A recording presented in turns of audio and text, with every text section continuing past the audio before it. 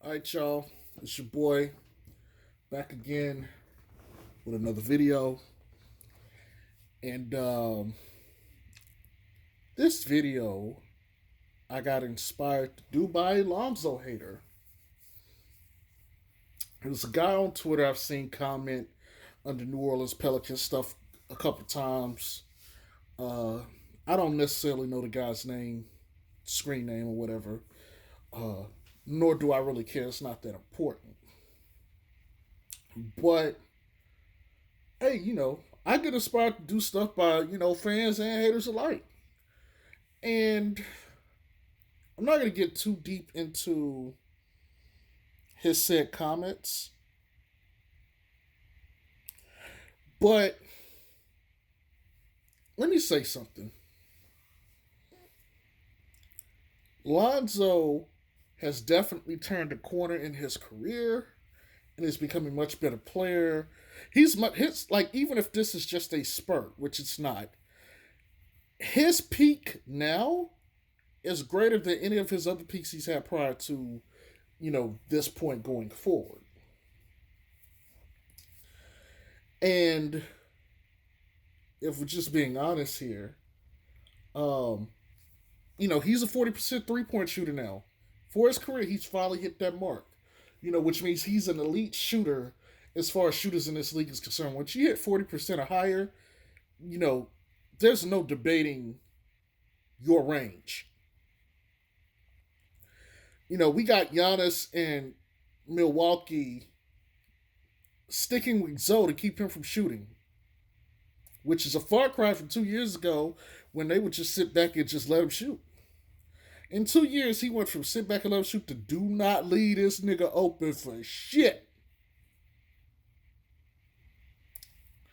But, all things considered, Lonzo still has some work to do. And so this video is going to be a slight rehash of a video I did a while ago.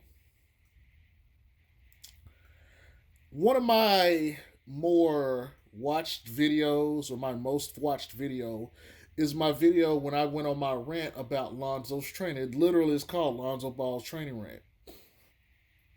Or Lonzo Training Rant, not Lonzo Ball. So got over 900 views. Close. It's getting close to 1,000. I didn't even know I had that many views on that video until I went and just so happened to look at it the other day. But just to keep this playing.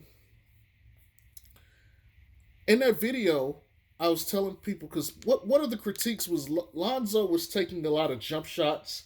He was practicing threes in the videos. He hadn't actually got to the point of putting out, the other work he had done. And literally within like the next day or two, there was videos of him working on lays and other stuff. And I was like, see, that's what you assholes get. I told you. But to dig into this real quick, I said there was something Lonzo had to do. I said for him to be an effective scorer, he's going to have to score at all three levels, right? He had to work on layups, mid-range, and the jump shot, the three.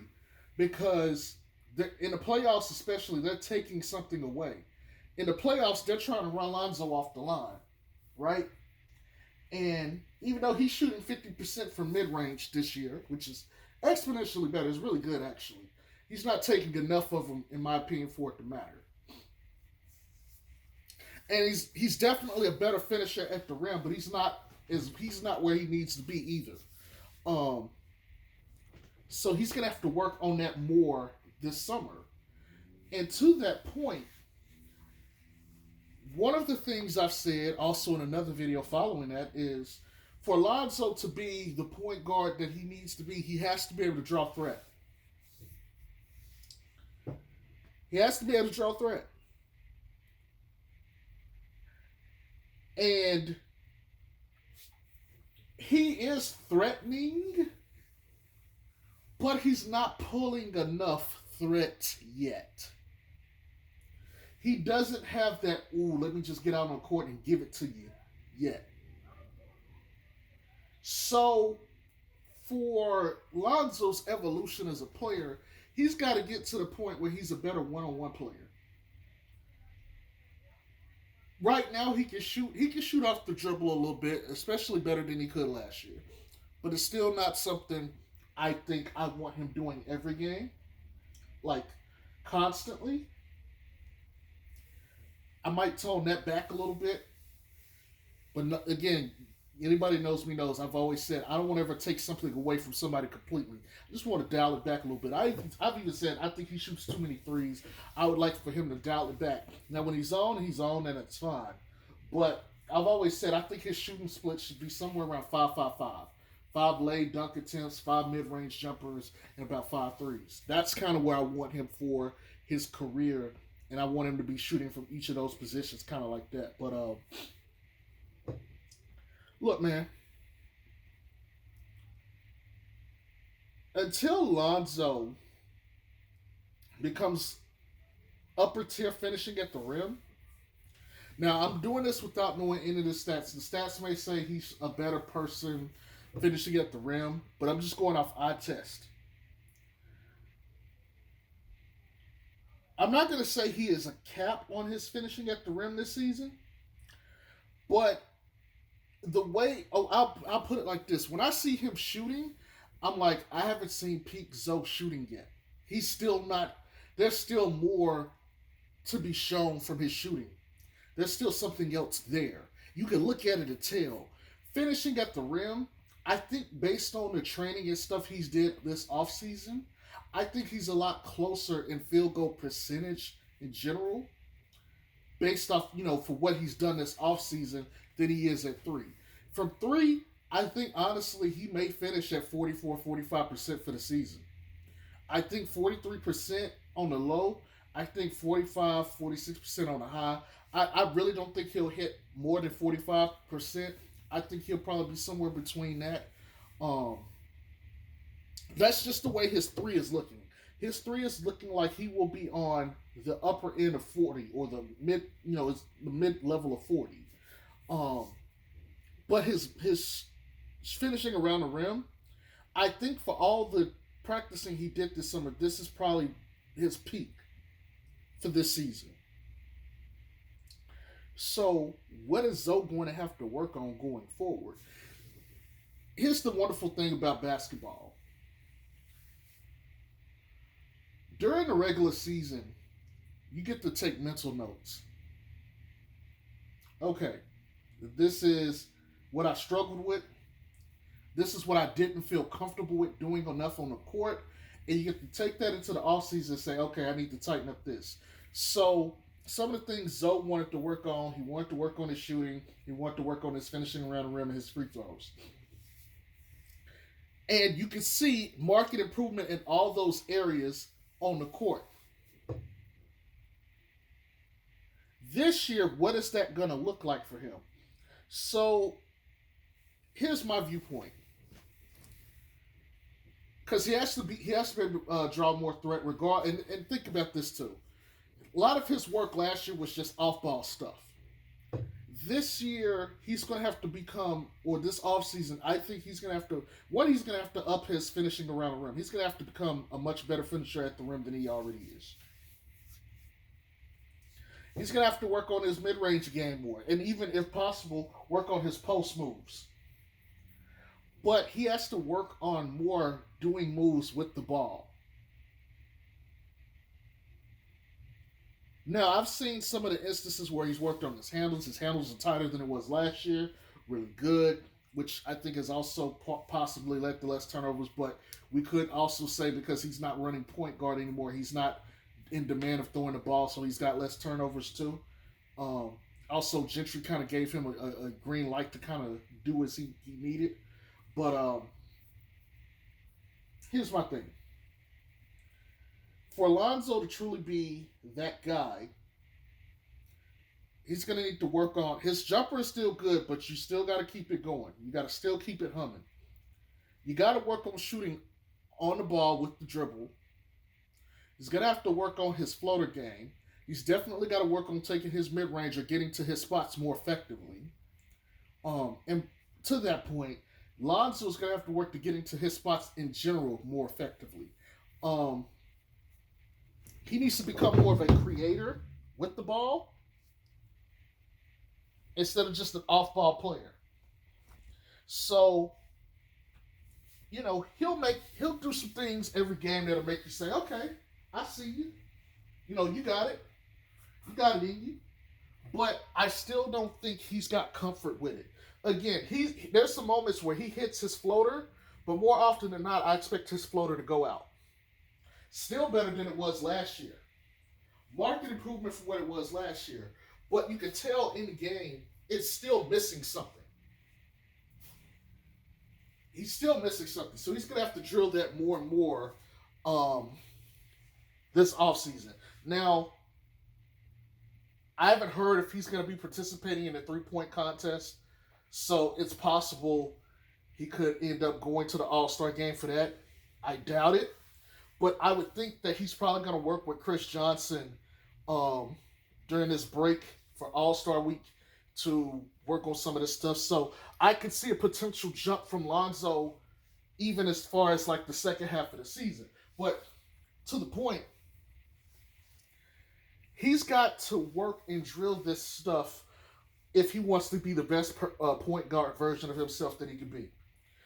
The things that, and I'm going to use LaMelo here because a lot of people have been responding against my video against, talking about him and Lonzo.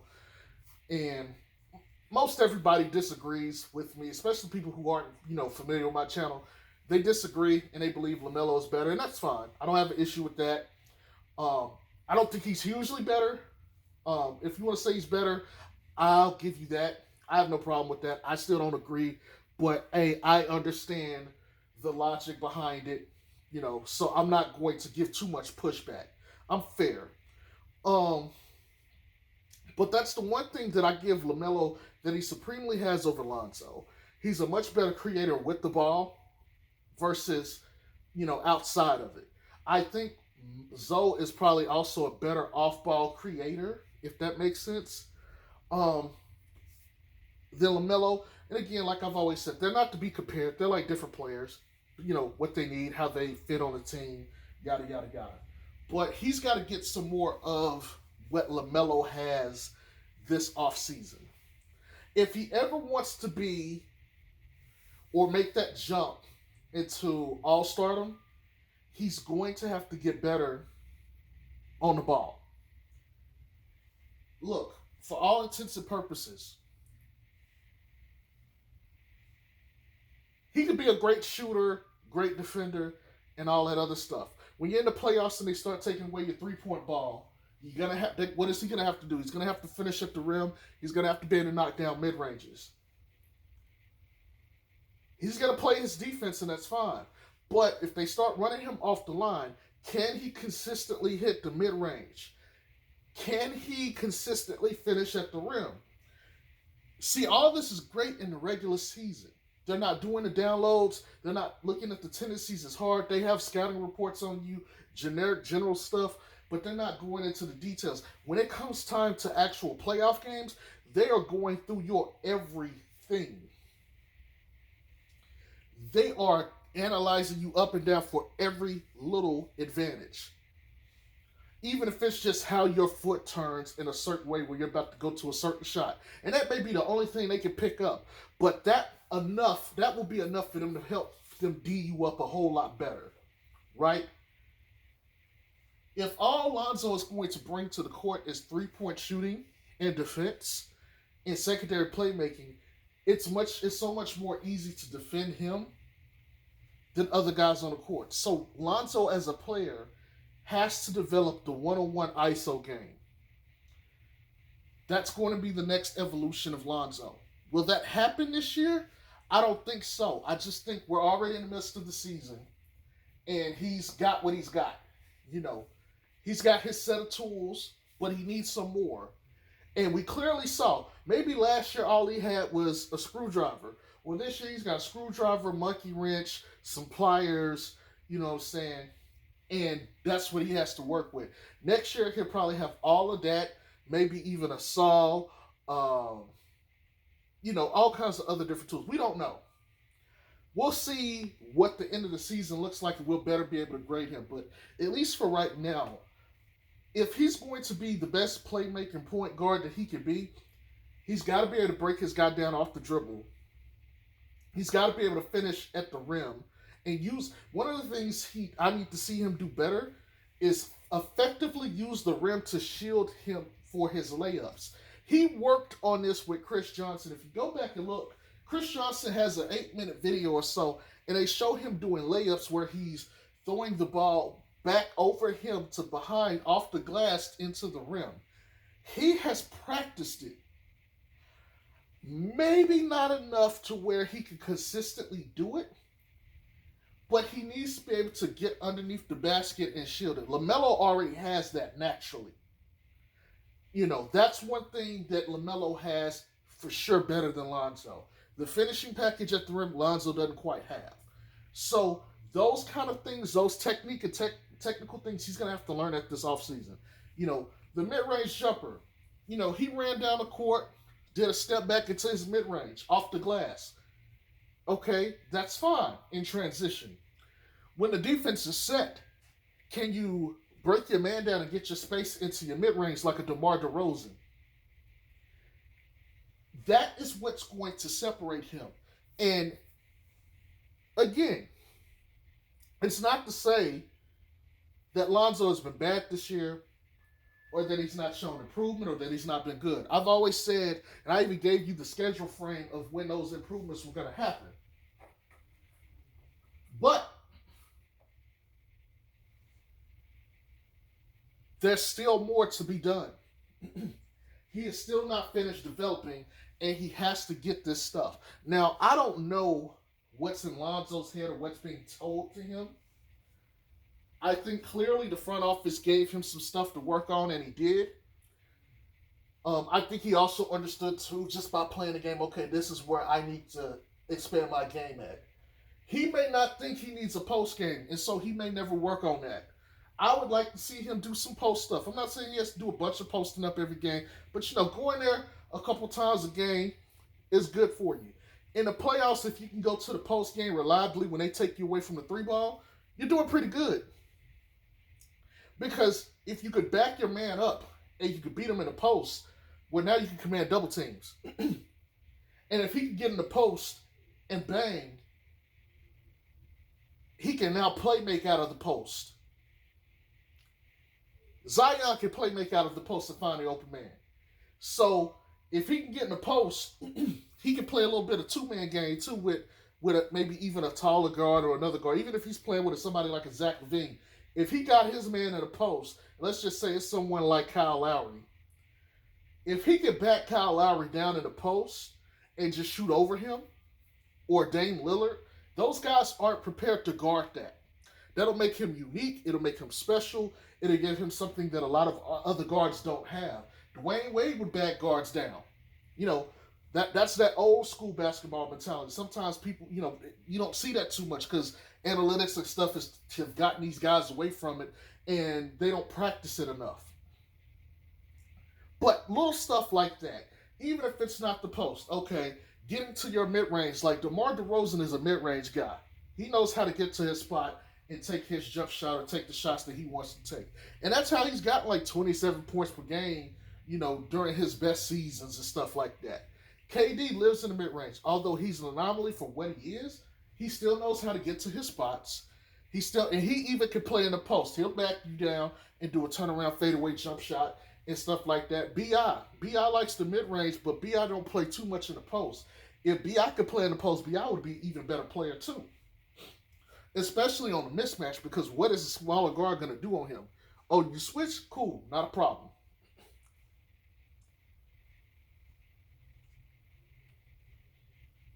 And the same guy that worked with B.I. is also working with Zoe. So some of the mid-range stuff that B.I. learned, Zoe can learn too. He's not going to be as good at it as B.I. because B.I. is just a natural, better scorer. That's more of his game. But he needs to get to a point where that's a part of his toolkit consistently. Right now, if I'm defending Lonzo, my defense of him is simple. Run him off the 3-point line and ride his right arm. Ride his right arm the entire freaking time. Make him go left. Make him use his left. He's got decent enough handles, but if you make him go left, he's uncomfortable. That's how I guard him the entire game. Stay on his right fucking hand and don't let him get that shot up. Play him tight on his right. Force him to go left. That's what I'm doing the entire game. What happens when defenses start keying in and taking away his right arm? Or staying hit to his right arm and his shot is contested heavily. You know, he's not taking his mid-range enough. He's not putting guys in jail enough for my liking. You know, there's always another level to get to.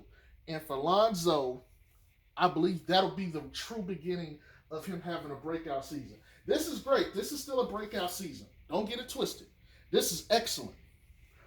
But we're starting to see, we've seen enough games, basically 30 games almost, that Lonzo has a clear cap on this year. There's only a certain level he can go to. We don't know where his upper end 3-point shooting is this year yet. We don't quite know that because, honestly, like I said, he still seems like he's trending up, which is phenomenal. You go from 30, 32, 37 and a half to possibly 43, 44%. And over the course of 4 years in your year, and you change your shot in year 3, and this is the second year of it, and this is where you are at, that's freaking phenomenal. But let's not act like, you know, him spotting up shooting is better than the guy that can hit you off the dribble like Steph Curry. If Lonzo is shooting 46% from 3 on spot up and stuff, that's fine. But I think I'd rather have Steph Curry at 42% that can hit every shot off the dribble too and spot up. You know, we can't be complacent. We can't just be comfortable. And Lonzo has to be taking data for himself. Okay, this is what I felt like I needed to be able to do, and I couldn't do it. And so it'll be interesting to hear what he has to say during the end of the season, what he's going to work on. And especially if he gets traded, to see what his role will be on another team and how they intend to use him and get the most out of ZO2. But anyway, that's all I got. I hope y'all have a good one. Peace.